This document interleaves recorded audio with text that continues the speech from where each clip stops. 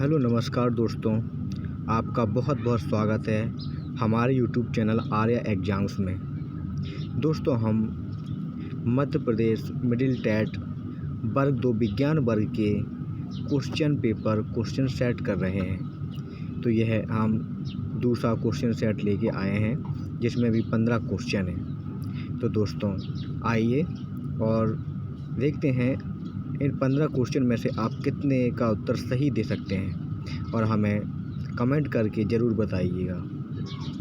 तो दोस्तों आइए शुरू करते हैं। और जो नए दोस्त हैं कृपया करके चैनल को सब्सक्राइब कीजिए, जिससे हमें मोटिवेशन मिलता है और हम आपके लिए ऐसे ही वीडियो लाते रहेंगे। तो हमारा पहला क्वेश्चन है, केंद्र की खोज किसने की थी? दोस्तों, कोशिका के बीचों बीच एक सुस्पष्ट केंद्रक पाया जाता है जो यूकैरियोटिक कोशिकाओं में अवश्य मिलता है। इसकी खोज की थी किस वैज्ञानिक ने की थी? रॉबर्ट हुक, रॉबर्ट ब्राउन, पैलेडे या फिर इनमें से कोई नहीं। तो दोस्तों इसकी खोज की थी अपने रॉबर्ट ब्राउन नामक वैज्ञानिक ने। रॉबर्ट ब्राउन नामक वैज्ञानिक ने केंद्र की खोज की थी। हमारा दूसरा क्वेश्चन है, कोशिका की खोज किसने की थी? कोशिका की खोज किसने की थी? Robert brown, Robert Hooke, camel Golgi या इनमें से कोई नहीं। तो दोस्तों हमारे कोशिका की खोज की थी रॉबर्ट हुक नामक वैज्ञानिक ने, जिन्होंने अपने स्वयं के द्वारा एक सूक्ष्मदर्शी बनाया और कॉर्क की पतली परिच्छेद में उसका अध्ययन किया, जिससे उन्हें कोठरियाँ जैसी कुछ संरचना दिखाई दी और उसको उन्होंने कोसा नाम दिया। तो हम बढ़ते हैं अपने तीसरे नंबर क्वेश्चन की तरफ से। गुणसूत्र का नामकरण किसने किया? दोस्तों केंद्रक द्रव में लंबे लंबे क्षरनुमा संरचना पाई जाती है जिन्हें गुणसूत्र कहते हैं। यह गुणसूत्र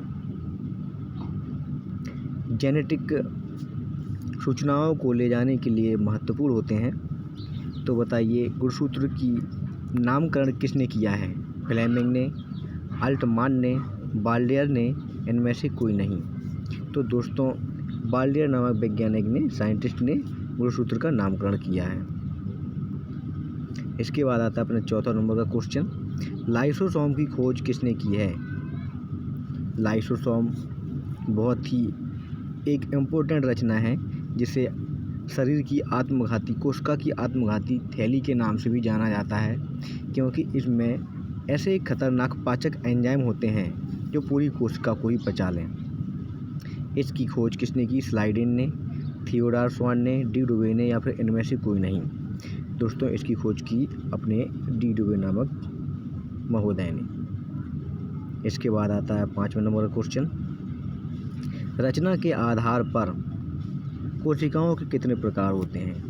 रचना के आधार पर हमेशा कोशिकाओं के 2 प्रकार होते हैं, प्रोकैरियोटिक कोशिकाएं और यूकैरियोटिक कोशिकाएं, जिनमें से अपना उत्तर हो जाएगा सी नंबर का ऑप्शन सही।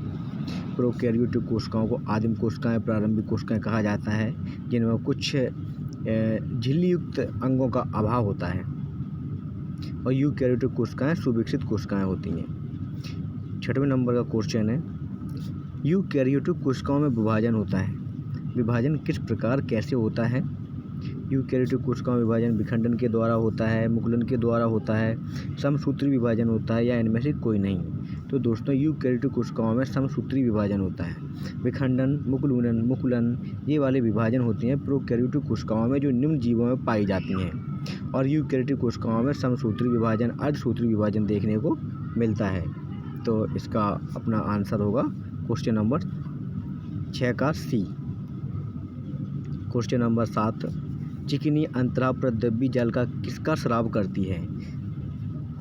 अंतःप्रद्रव्य जालिका को एंडोप्लाज्मिक रेटिकुलम कहा जाता है, जो कोशिका में सर्वत्र यांत्रिक बल प्रदान करने का कार्य करती है। कोशिका को 2 प्रकार की होती हैं, चिकनी और खुरदरी। खुरदरी पर तो राइबोसोम पाए जाते हैं जो प्रोटीन संश्लेषण का कार्य करते हैं, जबकि चिकनी वाली क्या स्रावण करती है? लिपिड्स का, फॉस्फेट का, प्रोटीन का, इनमें से कोई नहीं। तो क्वेश्चन नंबर 7 का क्या आंसर सही हो जाएगा? इसका आंसर सही होगा लिपिड्स का। लिपिड्स का स्रावण करती है। अब आता है क्वेश्चन नंबर 8, प्रोकैरियोटिक कोशिकाओं को कहा जाता है। तो दोस्तों प्रोकैरियोटिक कोशिकाएं वे कोशिकाएं होती हैं जिन्हें आदिम कोशिकाएं, प्रारंभिक कोशिकाएं, अपूर्ण विकसित कोशिकाएं कहते हैं। तो इनमें से क्वेश्चन 8 का आंसर डी, इनमें से सभी हो जाएगा। अब आता है नंबर 9, क्वेश्चन नंबर 9, प्रोकैरियोटिक कोशिकाओं में श्वसन तंत्र उपस्थित होता है। दोस्तों जैसे यूकैरियोटिक कोशिकाएं होती हैं उनमें भी श्वसन होता है और श्वसन अंगक यूकैरियोटिक कोशिकाओं में माइटोकॉन्ड्रिया होता है, वैसे प्रोकैरियोटिक कोशिकाओं में कौन सा होता है? माइटोकॉन्ड्रिया। क्या इसमें भी होता है? राइबोसोम, प्लाज्मा झिल्ली, इनमें से कोई नहीं। तो दोस्तों इसका सही आंसर हो जाएगा प्लाज्मा झिल्ली। क्वेश्चन नंबर 10 होना चाहिए था। प्रोकैरियोटिक कोशिकाओं में राइबोसोम कितने राइबोसोम पाए जाते हैं? कौन से राइबोसोम पाए जाते हैं? 80 एस प्रकार के, 90 एस प्रकार के, 70 एस प्रकार के, 50 एस प्रकार के। तो दोस्तों इसका कौन सा आंसर सही होगा? इसका आंसर सही होगा सी, 70 एस प्रकार के प्रोकैरियोटिक कोशिकाओं में राइबोसोम पाए जाते हैं जिसकी सबयूनिट 40 होती है। क्वेश्चन नंबर 10, कोशिका का पावर हाउस किसे कहते हैं? कोशिका का पावर हाउस माइटोकॉन्ड्रिया को, लाइसोसोम को, राइबोसोम को, या इनमें से कोई नहीं। तो दोस्तों कोशिका का पावर हाउस कहते हैं माइटोकॉन्ड्रिया को। इसके बाद हम चलते हैं अपने 11 नंबर के क्वेश्चन पे।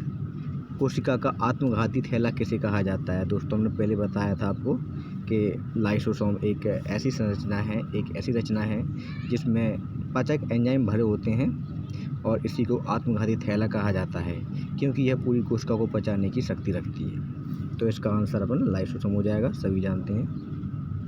पादप कोशिका में उपस्थित नहीं होता। बताइए दोस्तों पादप कोशिका में कौन सा अंग उपस्थित नहीं होता? राइबोसोम, हरित लवक, लाइसोसोम, इनमें से कोई नहीं। तो भैया लाइसोसोम पादप कोशिकाओं में उपस्थित नहीं होता है। मनुष्य में कितने जोड़े गुणसूत्र पाए जाते हैं? तो दोस्तों सभी जीवों में अलग अलग गुणसूत्र पाए जाते हैं। बताइए मनुष्य में 23 जोड़े मिलेंगे, ये 40 जोड़े, इसमें तीसरा नंबर भी 40 जोड़े आ गया और डी है अपना ऑप्शन 22 जोड़े। इसका उत्तर सही होगा 23 जोड़े। मनुष्य में 23 जोड़े गुणसूत्र होते हैं। अर्धसूत्री कोश का विभाजन की खोज किसने की? कौन सा वैज्ञानिक है जिसने अर्धसूत्री कोश के विभाजन की खोज की? फ्लेमिंग ने, फार्मर और मूरे ने, बेंडा ने, इनमें से कोई नहीं। तो दोस्तों इसकी खोज की थी फार्मर और मूरे ने। और अर्धसूत्री कोश का विभाजन हमेशा जनन कोशिकाओं में पाया जाता है। फ्लेमिंग ने की थी अपनी समसूत्री कोश के विभाजन की खोज और बेंडा महोदय को आप जानते ही हैं। कोशिका का अध्ययन किया जाता है, कौन से विज्ञान में किया जाता है कोशिका का अध्ययन? ये दोस्तों किया जाता है कोशिका विज्ञान में, रसायन विज्ञान में, जीव विज्ञान में, इनमें से कोई नहीं। दोस्तों कोशिका अध्ययन किया जाता है कोशिका विज्ञान में। तो दोस्तों यह रहे आज के हमारे 15 क्वेश्चन। दोस्तों इस वीडियो को शेयर करें, सब्सक्राइब करें। धन्यवाद।